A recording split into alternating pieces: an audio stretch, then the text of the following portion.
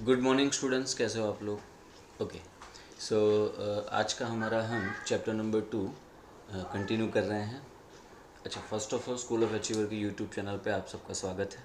चलिए, सो आज हमें बेसिकली कौन सा पोर्शन यहाँ पे स्टार्ट करना है। तो आज हम यहाँ पे स्टार्ट करने जा रहे हैं फंक्शन। ठीक है, सो फंक्शन क्या होता है वो समझते हैं हम। ओके, बिकॉज रिलेशन तो हमारा टॉपिक हो चुका है, अब हम फंक्शन टॉपिक की बात करते हैं। ठीक है, चलिए। तो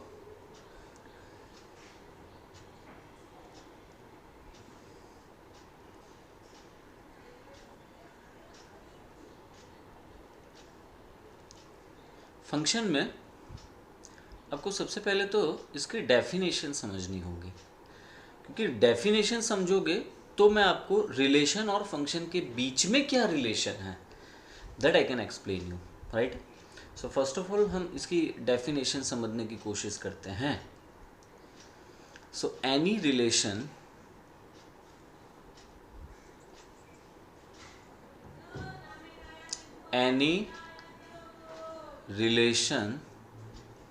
मैं उसे एफ नाम दे रहा हूँ। Any relation F from A to B is a function if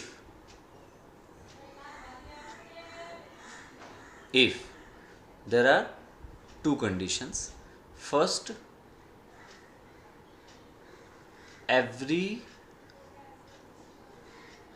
element of set A must be associate to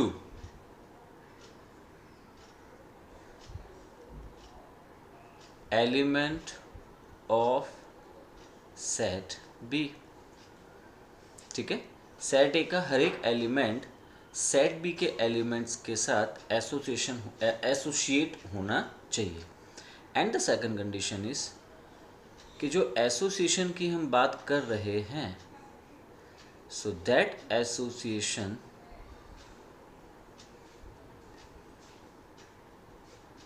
must be unique, मतलब कि वो यूनिक होना चाहिए। और अच्छा, एसोसिएशन है और उसको एक और वर्ड भी हम बोलते हैं, कॉरस्पॉन्डेंस। क्या बोलते हैं? कॉरस्पॉन्डेंस। सो आइदर एसोसिएशन और कॉरस्पॉन्डेंस। सो एसोसिएशन या तो यूनिक होना चाहिए या तो फिर वो एसोसिएशन 1-to-1 होना चाहिए और मैनी टू वन होना चाहिए। भी क्या है 1-1 मैनी 1, करते हैं, एक्सप्लेन करते हैं। ठीक है, चलिए आगे बढ़ते हैं। सो मैं आपको इसे एक्सप्लेन कर रहा हूँ by taking some examples, you know. और वो एग्जाम्पल्स देखिए, कहाँ से हम वो एग्जाम्पल लेते हैं। वैसे तो टेक्स्ट बुक में इन्होंने दिया हुआ है, लेकिन फिर भी हम टेक्स्ट बुक के इतने एग्जाम्पल से सेटिस्फाइड नहीं होंगे। हम अपने तरीके से ही आगे बढ़ने की कोशिश करते हैं। अच्छा, मैं एक काम करता हूँ, जो मैंने एक्सरसाइज पूरी हमने जो कंप्लीट की है, उस एक्सरसाइज को हम ज़रा यहाँ पे दोबारा एक बार देखते हैं और उसमें से कोई ऐसा सम ढूंढते हैं जो रिलेशन, हाँ रिलेशन की बात कर रहा हूँ, जो यहाँ पे मैं उसे आपको एक्सप्लेन कर पाऊँ। ठीक है, okay, that is a very good example which is example 8। So example 8 in this chapter, there is example 8, ठीक है, पेज नंबर 35, पेज नंबर 35।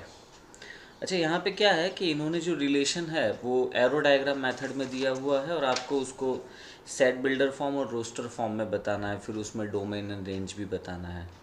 मैं डायरेक्टली इसे सेट बिल्डर फॉर्म में क्या रिलेशन है वो लिख लेता हूँ। सो यहाँ पे रिलेशन कुछ इस तरीके से है। Relation R is ordered pair x, y where x is where x is square of y, x y का स्क्वायर है, जहाँ पे इन्होंने x को p में से लिया हुआ है और इस तरफ y को इन्होंने q में दिया है। Here x belongs to p whereas y belongs to q। ठीक है, चलिए समझते हैं इसे हैं। ये है सेट p, ये है सेट q। ओके, इस तरफ 9, यहाँ पर 4, यहाँ पर है 25। ठीक है, ओके, यहाँ पे 5 3 2 1, then -2, then -3 and then -5। चलिए नेक्स्ट, अब जो एसोशिएट इन्होंने किया है वो हम देख लेते हैं। तो इन्होंने 9 को 3 के साथ तो एसोशिएट किया है, साइमल्टेनियसली 9 को -3 के साथ एसोशिएट किया है। फिर 4, क्योंकि 3 का स्क्वायर 9 और -3 का स्क्वायर 9, अच्छा 4, तो 2 का स्क्वायर 4 -2 का स्क्वायर 4, तो 4 को हम 2 के साथ तो एसोशिएट करेंगे ही, विल ऑल्सो एसोशिएट विथ -2। 25 इज a square of 5 and 25 is a square of -5। तो कुल मिला के इस तरीके से यहाँ पे कुछ एसोसिएशन इन्होंने किए हैं। ठीक है, चलिए वेरी गुड। अब इसको हम सेट बिल्डर फॉर्म में तो मैंने ये लिख ही दिया है, साइमल्टेनियसली ये हो गया set builder form. Set builder form आपको पता है, प्रॉपर्टी मेथड।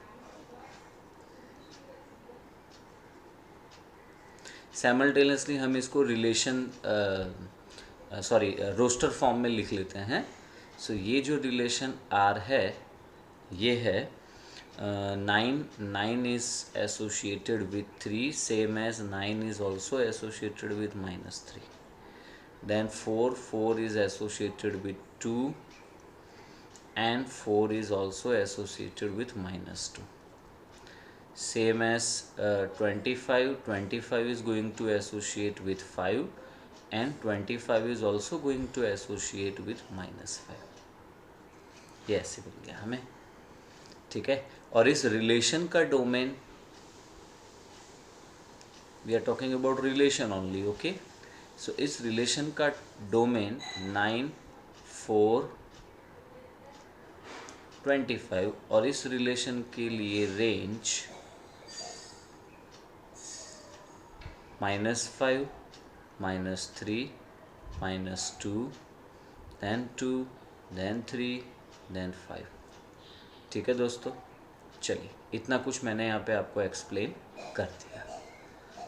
Very good. अब देखो एक बात मेरी अच्छे से समझ लो, हाँ, अगर जो रिलेशन बन है तो वो फंक्शन हो सकता है।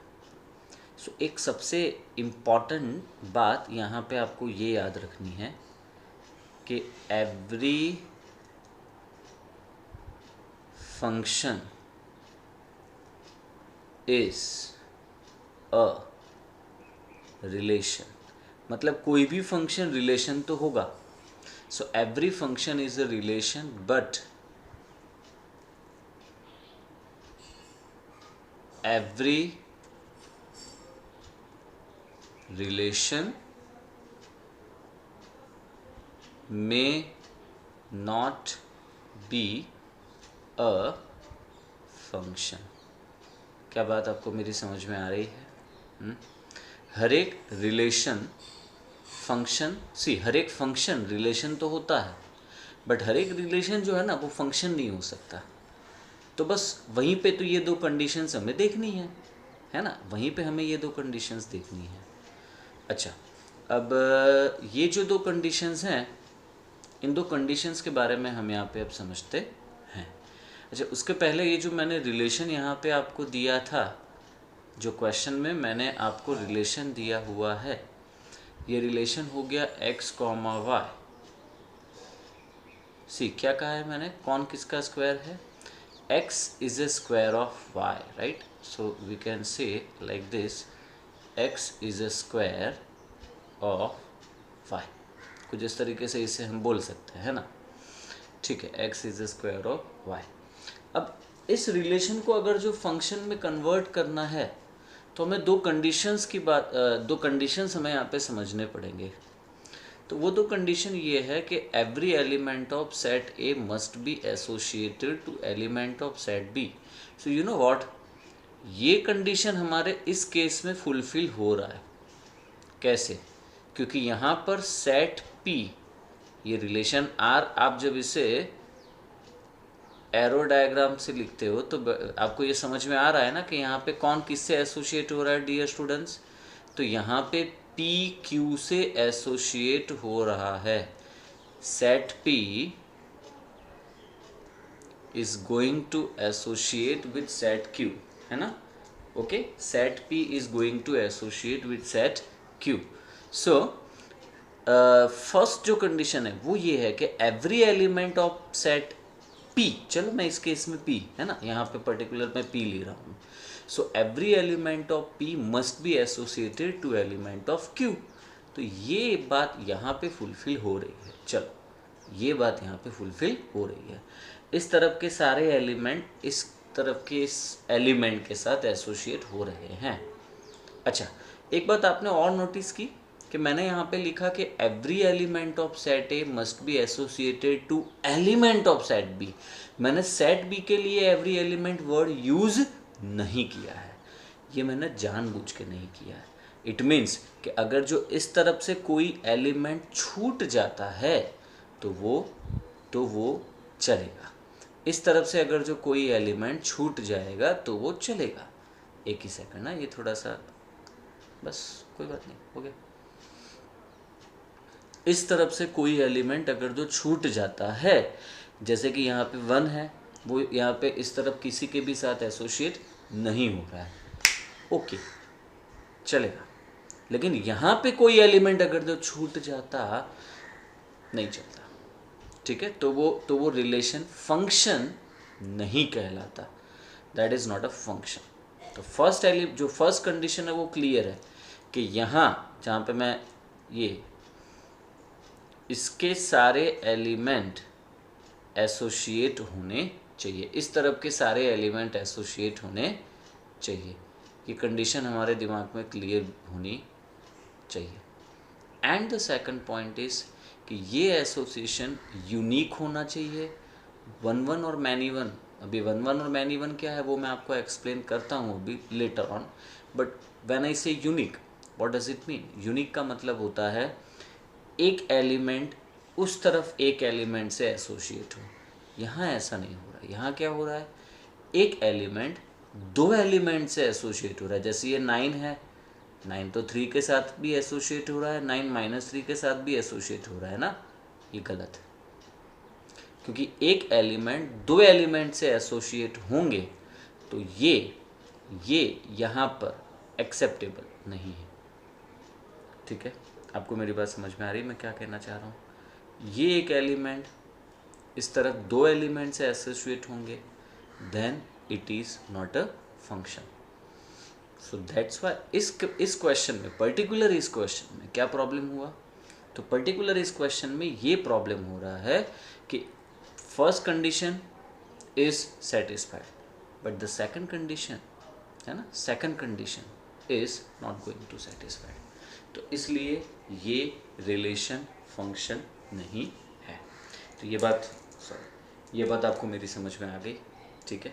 ये रिलेशन इसलिए फंक्शन नहीं है, ठीक है।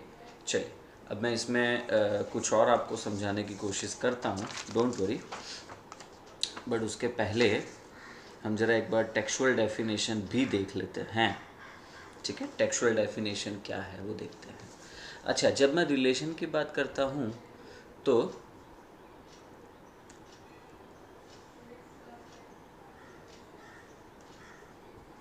ये जो एलिमेंट होते हैं ना, इस तरफ वाले को,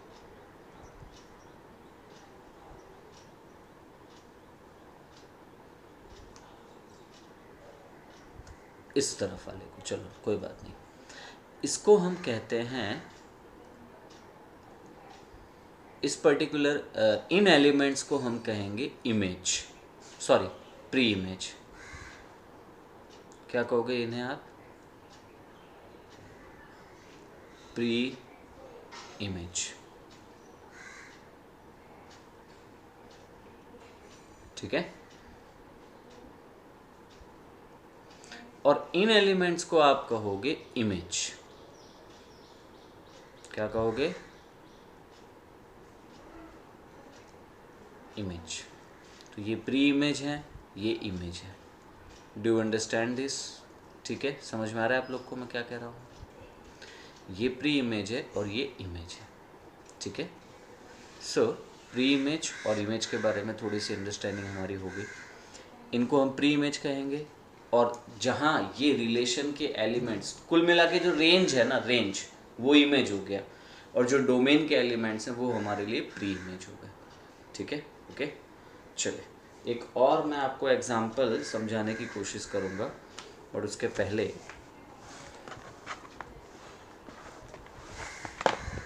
सॉरी थोड़ा डिस्टर्ब करने के लिए।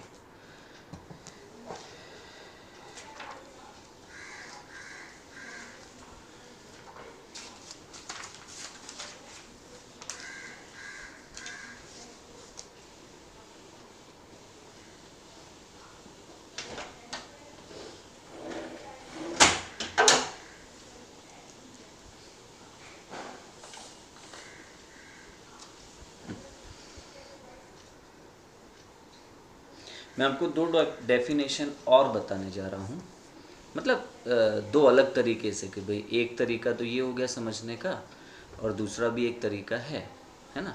तो हम यहाँ पे दो तरीके से इस डेफिनेशन को समझते हैं। एंड क्या क्या भाई, ओके, अरे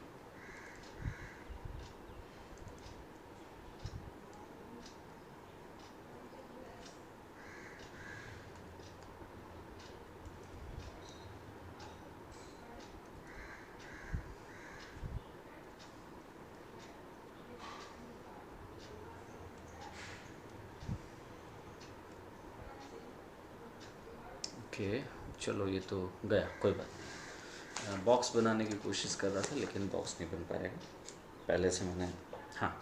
अब मैं आपको एक और डेफिनेशन बताता हूँ, दोनों डेफिनेशन के बीच में क्या रिलेशन, आई मीन दोनों डेफिनेशन किस तरीके से आपस में जुड़ी हुई हैं वो बताता हूँ। फिर इसके बाद हम आ जाएंगे टेक्स्ट बुक पे, क्योंकि टेक्स्ट बुक में इसको बहुत ही कम कंटेंट में ख़त्म किया है। सो अनदर डेफिनेशंस, ये मैं आपको आर डी शर्मा में से बता रहा हूँ। ओके, इसके पहले जो मैंने आपको समझाया वो मेरी खुद की डेफिनेशन है, जो मैं बहुत सिंपल वर्ड्स में समझाता हूँ। क्वेश्चन ये है, सॉरी डेफिनेशन ये है, let A and B are two non empty set, let A and B are two non empty sets, है ना। A relation R from A to B, a relation R from A to B, मतलब ऐसे, relation R which is from A to B, इस तरीके से। So a relation R from A to B which is a subset of A cross B is called a function if is called a function, इसको हम function कहेंगे।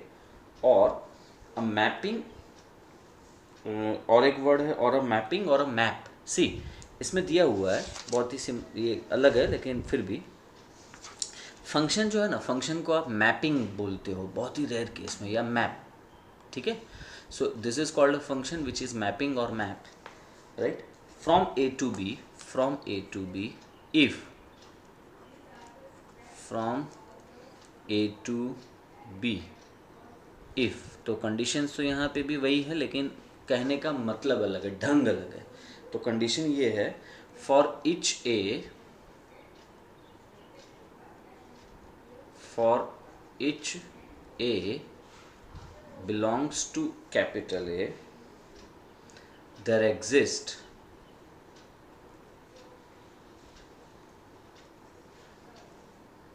B belongs to capital B. For each A belongs to capital B, there exist B belongs to capital B such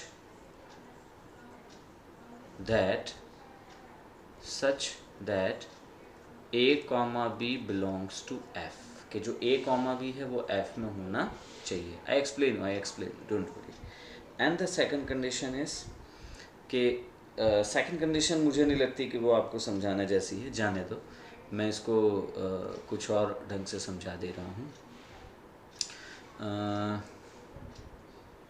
The association is unique, ये मेरा जो पहले वाले में word था वही हम वापस यहाँ पे लिख रहे हैं। The association is unique. Okay, ठीक है, चलो ध्यान देते हैं। So let A and B are two non empty set, a relation R from A to B, जहाँ पे एक रिलेशन आर है जो ए से बी है,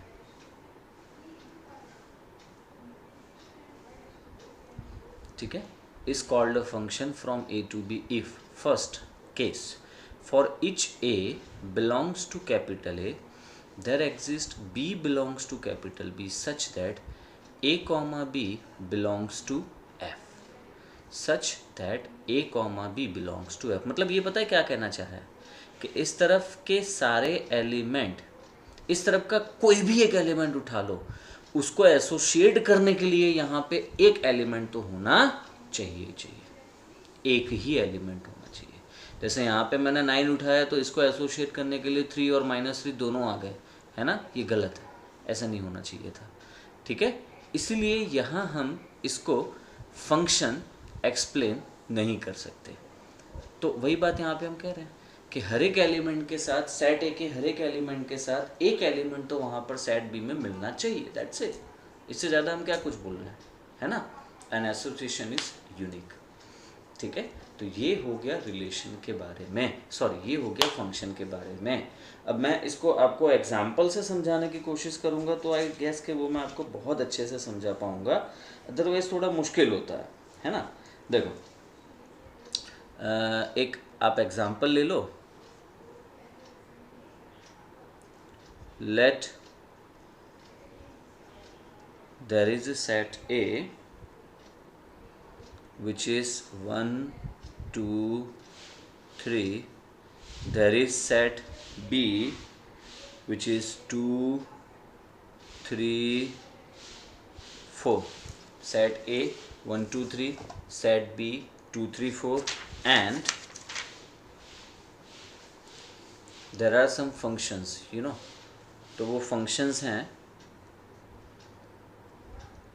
there are some relation, function तो मैं पहले से नहीं बोल सकता, there are some relations, और उन relations के नाम हैं F1 F2 and F3।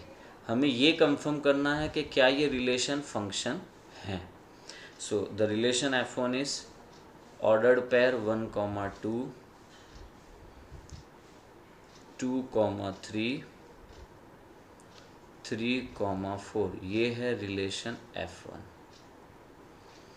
Ordered pair F2, F2 में क्या है 1,2, 1,3,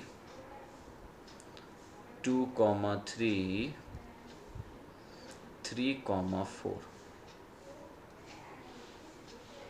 and another relation is 1,3, 2,4। अच्छा, ये तीनों के तीनों रिलेशंस A to B हैं, राइट। F1, F2, F3 are from A to B। मतलब आपको ये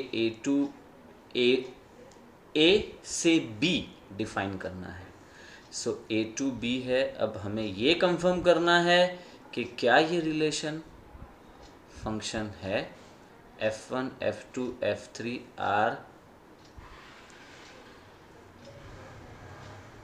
F1, F2, F3 are from A to B. Now we have to confirm that whether they are functions or not. So देखते हैं। मैं एक और काम क्या करता हूँ पता है, मैं इनको मैपिंग मेथड से, डायग्राम मेथड से एक्सप्लेन करता हूँ। ये F1 के लिए मैंने बनाया, सब एक साथ ही ले लो यार। ये F1 के लिए बनाया था, ये F2 के लिए बनाया था, और ये F3 के लिए है। ठीक है, चलिए। So it is F1 set A, set B, set A, set B, set A, set B। वो F1 था, ये F2 है, और ये F3 है। ठीक है, ओके। F1 में सी जो, और सेट ए सेट बी तो मैं एलिमेंट्स तो सारे लिख ही देता हूँ। सेट ए में 1, 2, 3, इस तरफ 2, 3, 4, 1, 2, 3, 2, 3, 4, 1, 2, 3, 2, 3, 4। चलिए, सो 1 को 2 से एसोशिएट करना है। 1,2 है।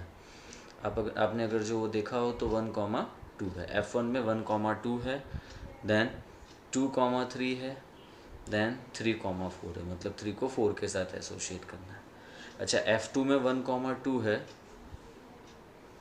फिर 1,3 है, अच्छी बात है, फिर 2,3 है एंड 3,4 है।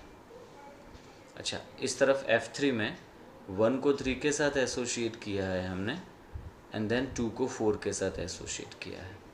अब जो क्वेश्चन है ना हमारा वो ये है कि क्या ये तीनों में से कौन से फंक्शन हैं, कौन से नहीं हैं, तीनों फंक्शन हैं, क्या है, ये हमें देखना है। सी, जो फर्स्ट वाला है F1, ये फंक्शन है क्योंकि इसमें दोनों कंडीशंस फुलफिल हो रही हैं। पहली कंडीशंस, हर एक एलिमेंट एसोशिएट हो रहा है और एसोसिएशन यूनिक है, तो इसमें ये कंडीशन फुलफिल हो गई। सो F1 इज अ फंक्शन। लेकिन जो F2 है, F2 ये फंक्शन नहीं है क्योंकि यहाँ पे सेट ए का एक एलिमेंट सेट बी के 2 एलिमेंट के साथ एसोशिएट हो रहा है। ठीक है, तो यही एक, देखो 2 में से कोई भी एक कंडीशन अगर तो फुलफिल नहीं होती ना तो फंक्शन नहीं, दोनों फुलफिल होनी चाहिए। सो F2 is not a function. क्या ये बात आपको समझ में आ गई? अच्छा, what about F3? So F3 में क्या प्रॉब्लम हो रहा है कि सेट ए का एक एलिमेंट बाकी रह गया है ना, सो इसलिए F3 is not a function. देखो सेट बी में अगर जो कोई बाकी रह रहा है तो वो मेरे लिए टेंशन का विषय नहीं है, that is not the problem, that is not the issue, but the issue is the concern is element which belongs to set A, वहाँ से तो कोई बाकी नहीं रहना, ये हमें देखना है, बस इतनी सी बात है। ठीक है, सो इसको हम वापस एक बार यहाँ पे एक दो और एग्जांपल्स अब मैं आपको बता रहा हूँ।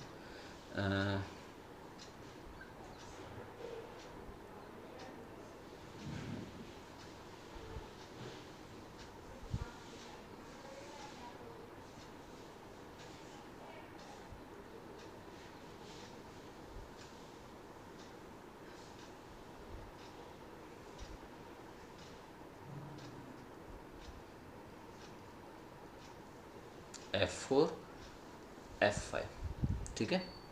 अब इस तरफ मैं एक ले रहा हूँ यहाँ पे सेट ए सेट बी तो है ही अपने पास। सेट ए में हम ले रहे हैं 1, सेट ए में हम ले रहे हैं -2 2 -3 3, इस तरफ ले रहे हैं 4, यहाँ पे 9, ठीक है, ओके। और यहाँ पे हमने लिया है 1 2 3 4, और यहाँ मैं ले रहा हूँ 3 4 5 6 7, ठीक है, ओके। और 2 भी ले रहे हैं। चलिए अब एसोसिएशन की बात करते हैं। सो -2 को 4 के साथ एसोशिएट किया है, 2 को भी 4 के साथ एसोशिएट किया है, -3 को 9 के साथ एसोशिएट कर रहे हैं, 3 को भी 9 के साथ एसोशिएट कर रहे हैं। इस तरफ में 1 है तो यहाँ पे मैं 1 को 2 के साथ एसोशिएट कर रहा हूँ, 2 को 3 के साथ एसोशिएट कर रहा हूँ, 3 में 4 के साथ एसोशिएट किया, 4 को 5 के साथ एसोशिएट किया। अब मेरा क्वेश्चन ये है कि क्या ये फंक्शन हैं? तो इसका जवाब ये होगा डियर स्टूडेंट्स कि ये F4 फंक्शन है। F4 is a function. देखो आप ये ध्यान दो कि सेट ए का एक एलिमेंट सेट बी के एक ही एलिमेंट से एसोसिएट हो रहा है।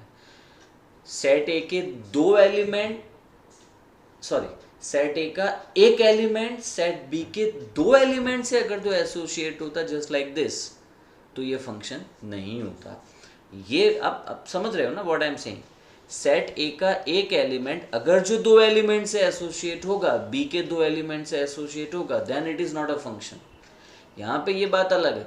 यहाँ पे क्या है? यहाँ पे सेट ए का दो एलिमेंट, सेट ए के दो एलिमेंट सेट बी के एक एलिमेंट के साथ एसोसिएट हो रहा है, it is a function, it is okay condition. ये कंडीशन सही है, इस कंडीशन में कोई प्रॉब्लम नहीं है, ठीक है। क्योंकि आप अगर जो ये और ये देखो तो आपको यूनिक एसोसिएशन ही मिलेगा। यार -2 को 4 के साथ एसोसिएट किया, आपको किसको ऑब्जर्व करना है? आपको सेट ए को ऑब्जर्व करना है ना। तो सेट ए में से -2 4 के साथ एसोसिएट हुआ, फिर सेट ए में से दूसरा एलिमेंट 2 वो अगेन 4 के साथ एसोसिएट हो रहा है, तो वो सेट ए के एलिमेंट्स के लिए तो यूनिक एसोसिएशन हुआ, ठीक है। तो यूनिक एसोसिएशन को आप इस तरीके से यहाँ पे कंसीडर करोगे। तो दिमाग में क्लियर होना चाहिए बॉस। देखो तीन सिचुएशंस हैं। फर्स्ट सिचुएशन ये रही जहाँ पे एक को एक के साथ एसोसिएट कर रहे हैं, ये फंक्शन है। फर्स्ट सिचुएशन ये है जहाँ पे हम फर्स्ट सिचुएशन ये है जहाँ पे हम एक को एक के साथ एसोसिएट कर रहे हैं, तो ये फंक्शन है। सेकंड सिचुएशन ये है जहाँ पे हम एक को दो के साथ एसोसिएट कर रहे हैं, इसीलिए ये फंक्शन नहीं है। एंड थर्ड सिचुएशन F4 है जहाँ पे हम दो को एक के साथ एसोसिएट कर रहे हैं, तो ये फंक्शन है, ठीक है, ओके। सो ये कंडीशंस आपके दिमाग में क्लियर होनी चाहिए। चलो अच्छा, ये F5 में क्या नज़ारा है? ये F5 में तो यार F5 में मैंने क्या किया है, मैंने सेट ए में तो सब कुछ बराबर लिया है, सारे एलिमेंट एसोसिएट किए हैं और एसोसिएशन यूनिक बताया है। लेकिन सेट बी में देखो मैंने क्या किया, जानबूझ के दो एलिमेंट छोड़ दिए, 6 छोड़ दिया, 7 छोड़ दिया, ठीक है। तो अगला क्वेश्चन, तो क्या ये रिलेशन फंक्शन है? तो इसका जवाब है F5 इज अ फंक्शन। तो फंक्शन होने के लिए आपको सब कुछ कहाँ ऑब्जर्व करना है? सेट ए में ऑब्जर्व करना है।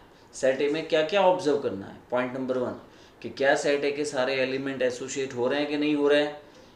पॉइंट नंबर 2 क्या वो एसोसिएशन यूनिक हो रहा है कि नहीं हो रहा है। सेट ए का एक एलिमेंट उस तरफ एक ही एलिमेंट के साथ एसोसिएट होना चाहिए, सेट बी के एक ही एलिमेंट के साथ एसोसिएट होना चाहिए। ये कंडीशंस हमें देखनी है। अगर जो ये कंडीशन सब सही हैं तो वो फंक्शन है। ये मैंने आपको समझाया इस पूरे कंसेप्ट से। देखो इस को समझने में हमने टाइम लिया है। हम आराम से ऐसे नहीं कि चलो टेक्स्ट बुक में दिया है तो हो गया, ऐसे नहीं।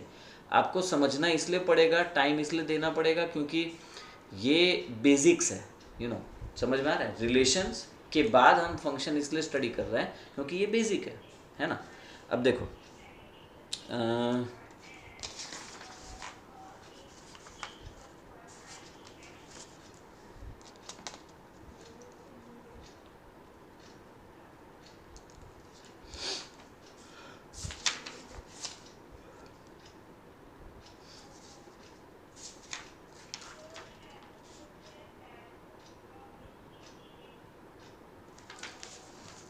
वैसे तो क्वेश्चंस, चल ये एक एनसीईआरटी का ही क्वेश्चन है, बट मेरी इच्छा है कि मैं उसे आपको अभी समझाऊं। There is a set X, let there is set X which is 1 2 3 4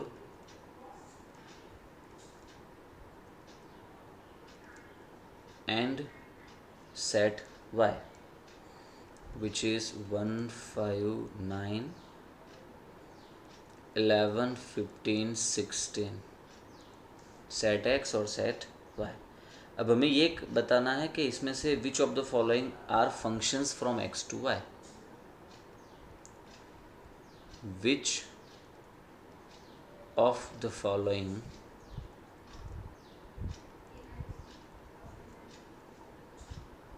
are functions from x to y। So f1 है कर्ली ब्रैकेट में 1 1 2 11 3 1 and 4 15। ठीक है। फिर है f2 जो दिया गया है 1 1 2 7 3 5। फिर है f3 जहाँ हमें दिया गया है 1 5 2 9 3 1 4 5 एंड 2 11। क्या ये तीनों रिलेशंस फंक्शंस हैं या नहीं, वो हमें देखना है। सो f1 f2 f3, f1 ये रहा, फिर f2 एंड देन f3। ठीक है, चलिए। सो f1 में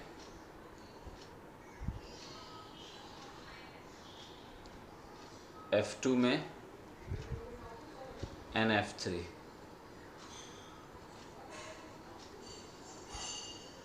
set x set y, x y x y। इस तरफ 1 2 3 4, यहाँ पे है 1 11 एंड 15। सो 1 को 1 से एसोशिएट करो आप, फिर 2 को 11 से एसोशिएट करो, 3 को 1 से एसोशिएट करते हैं, 4 को 15 से एसोशिएट करते हैं। चलो ये हो गया फर्स्ट केस। फिर एक बार सारे यहाँ पे लिख लेना चाहिए ना मुझे। हाँ 1 2 3 4, अरे बाप रे बाप, ये तो बहुत ज़्यादा है और मैंने छोटा बनाया। 1, 5, 9, 11, 15 और 16, ये इसी में एक्सप्लेन कर लेना, समझ लेना यार, ये 16 है। फिर इस तरफ है 1, 5, 9, 11, 15 एंड 16, तो वही यहाँ पे भी था ना, 9, 15, 1, 11, 9, फिर 5 एंड 16, ठीक है। अब आप मुझे बताओ कि ये फर्स्ट वाला क्या फंक्शन है, तो उसका जवाब होगा नहीं, फर्स्ट वाला फंक्शन नहीं है, क्योंकि यहाँ पे 9 रह गया, 5 रह गया, ओ सॉरी, फर्स्ट वाला फंक्शन है, तो उसका जवाब है हाँ है, बिकॉज यहाँ पे सेट एक्स के सारे एलिमेंट एसोसिएट हो रहे हैं, पॉइंट नंबर 1। पॉइंट नंबर 2, ये एसोसिएशन यूनिक है। जब मैं बोलता हूँ यूनिक, तो मेरे दिमाग में पिक्चर बहुत क्लियर है कि मैं 1 से 1 को एसोसिएट कर रहा हूँ, या फिर मैनी से 1 को एसोसिएट कर रहा हूँ। ये मैनी क्या है, मैनी मतलब ये वाला केस, इसको मैं मैनी बोलूँगा ना, कहाँ गया ये वाला केस, मैनी। सेट ए के 2 एलिमेंट सेट बी के एक एलिमेंट के साथ एसोसिएट हो रहा है, तो इस सिचुएशन को हम कहेंगे मैनी। सो मैनी टू 1, सामने वाला 1, सामने एक ही है तो वो 1। अच्छा, और ये जो कंडीशन है जिसमें सेट ए का एक एलिमेंट सेट बी के 2 एलिमेंट से एसोसिएट हो रहा है, ये 1 टू मैनी हो गया, और 1 टू मैनी है तो वो फंक्शन नहीं है, ठीक है। सो ये बातें आपको समझ में आ रही है। This is a function, sorry हाँ right, this is a function. ये मैंने एक्चुअली ड्रॉ किया तब ध्यान रखना चाहिए था मुझे, बट अब कोई बात नहीं। अच्छा, F2 में क्या है, F2 में है 1 से 1 को एसोसिएट किया है हमने, फिर 2 को हमने 7 से एसोसिएट किया है। 7 तो है ही नहीं यहाँ पे कहीं पे, तो एसोसिएशन ही कहाँ करोगे आप यार। 7 जब y में ही कहीं नहीं है, तो आपको जब मैं बोल रहा हूँ 2,7, तो ये तो गलत हुआ ना। आपको समझ में आ रहा है मैं क्या कह रहा हूँ। 7 यहाँ है ही नहीं कहीं पे, तो करोगे कहाँ एसोसिएट आप, ठीक है। तो 2,7 तो नहीं चलेगा। So therefore this is not a function. बात ही खत्म, आगे क्या बजाऊँ, आगे बात ही क्या करने की हमें, ठीक है। चल, अरे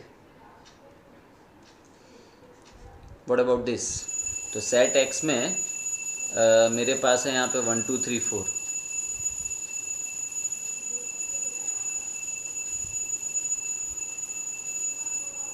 ओके। अच्छा, 1 से 5 को एसोसिएट किया मैंने, 1 से 5 के साथ एसोसिएट किया, 2 को 9 के साथ एसोसिएट किया, 3 को 1 के साथ एसोसिएट किया, 4 को 5 के साथ एसोसिएट किया, और फिर 2 को 11 के साथ एसोसिएट किया। तो अब देखो क्या हो रहा है, 2 is going to associate with 11। इस तरफ का एक एलिमेंट, सेट ए का एक एलिमेंट 2, सेट एक्स का एक एलिमेंट 2, इस तरफ 2 एलिमेंट से एसोसिएट हो रहा है, 9 से भी एसोसिएट हो रहा है, 11 से भी एसोसिएट हो रहा है। So 2 is going to associate with 9 and 11 both. That's why it is not a function. Similarly 1 5 के साथ एसोसिएट हो रहा है, 1 का तो जाने दो, 3 1 के साथ एसोसिएट हो रहा है, 4 5 के साथ एसोसिएट, ये सब बराबर है, एवरीथिंग इज क्लियर। खाली एक ही प्रॉब्लम हुई, क्या, एक एलिमेंट 2 एलिमेंट के साथ एसोसिएट हो रहे हैं ना, that's why it is not a function, ठीक है। It is not a functions. So dear students, आज हमने यहाँ पे क्या किया है, आज हमने फंक्शंस की डेफिनेशन को समझा है, फंक्शन के कंसेप्ट को समझा है, ठीक है। अब कल मैं आपके जो गूगल मीट लेक्चर है उसमें टेक्सुअल डेफिनेशन जो फंक्शन की है वो बता के हम जस्ट आगे बढ़ जाएंगे, NCERT पे चले जाते हैं और NCERT रिलेटेड कंसेप्ट समझते हैं। इसमें मुझे फिर आपको डोमेन रेंज बताना है, फंक्शंस में भी डोमेन और रेंज आएगा जो बहुत इंपॉर्टेंट है, ठीक है। तो फंक्शंस का डोमेन रेंज क्या होता है वो हम डिस्कस करेंगे, इमेज प्री इमेज भी हम एक बार डिस्कस कर लेंगे, एंड फिर हम जो ग्राफ्स है ना, standard graphs, standard functions and their graphs, वो समझेंगे। फंक्शन को एक्चुअली कैसे हम लिखते हैं या फिर उसको हम कैसे रिप्रेजेंट करते हैं, तो ये हम कल गूगल मीट सेशन में देखने जा रहे हैं। So tomorrow's Google Meet session is going to very important, must attend, ठीक है डियर स्टूडेंट्स। सो आज का लेक्चर यहीं पे ख़त्म करते हैं, बाय।